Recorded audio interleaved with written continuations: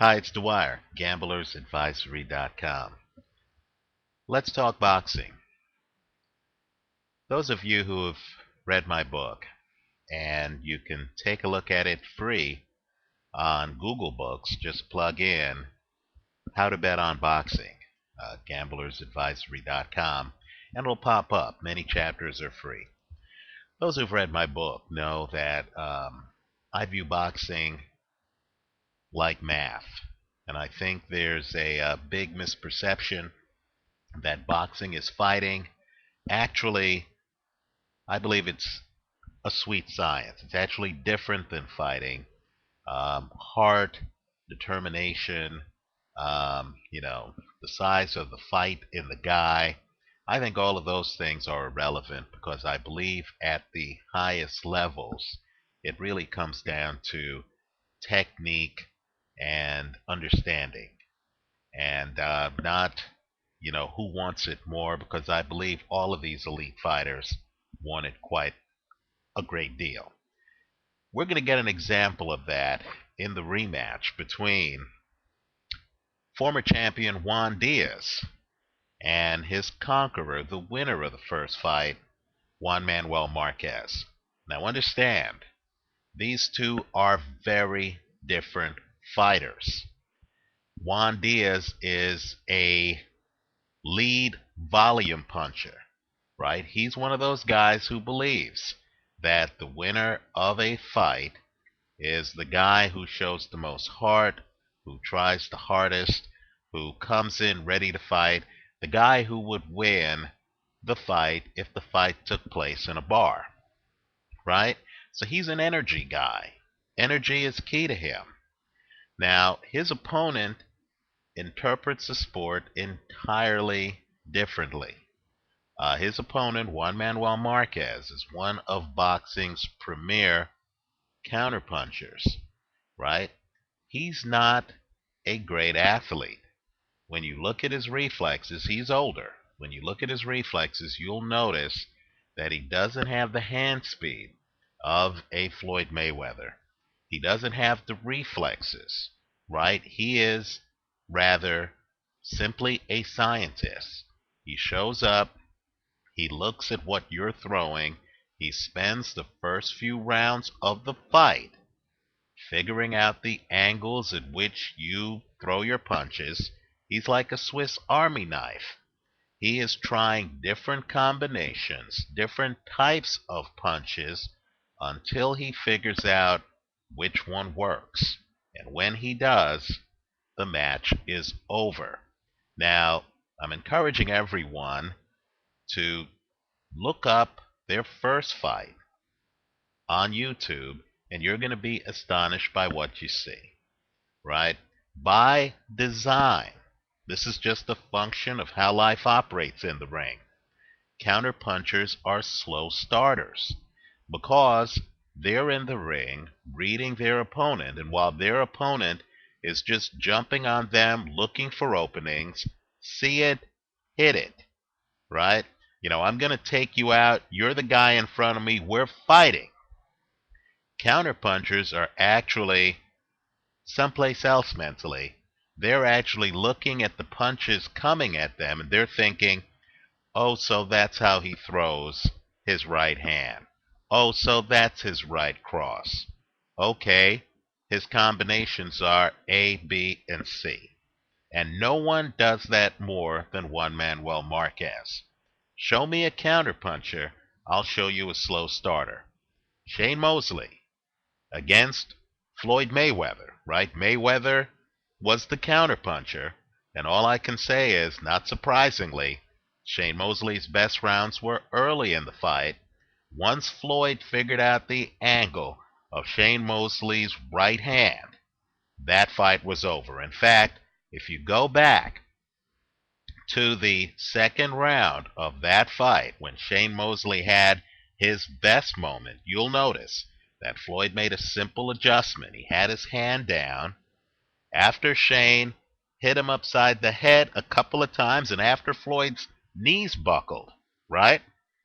Floyd moved his hand. I mean, it's a subtle shift, but it was a big shift. Floyd moved his hand from down here to up here, negating Shane's right hand. And then, of course, later in that fight, after the steam was taken out of Shane's right hand, Floyd was able to drop his guard and continue the domination. In the first Juan Manuel Marquez Juan Diaz fight, Diaz starts fast. Marquez looks like he's watching the fight from across the street, even though he's in the ring. Marquez gets roughed up in the early rounds. Then Marquez figures out that the punch that he can land with regularity on Juan Diaz is an uppercut. In fact, Diaz's defense is so porous for the uppercut that Marquez literally proceeds to hit him in the later rounds with uppercuts from both hands. In other words, it's not even a right uppercut that's getting through. Marquez figures out that he could hit Diaz with right and left uppercuts. Take a look at the end of the fight. Now, the problem with fighting a counterpuncher who has beaten you in a rematch is he's already cracked your code. This is just like having someone who has cracked the code to the safe at your house try to open your safe again the next day with the same code. Marquez already knows Diaz's code. He already knows exactly how to beat Diaz. Let me also point out, too, that pattern fighters like Diaz have a very hard time adjusting. So he's fighting the same fight every fight, even though a few adjustments would be able to stop Marquez from landing an uppercut on him. It's going to be very hard for Diaz to change. And if he does change, understand, when you change the little things in boxing, the whole picture changes because he's going to be vulnerable to other things. In other words, Marquez is going to be reading him. Marquez is not even going to go through the slow period, the very slow period in the early rounds that he went through the first fight when he didn't know what to expect. And so, think mathematically. I believe Marquez wins this fight. Let me point out, Marquez scored a knockout in the first fight.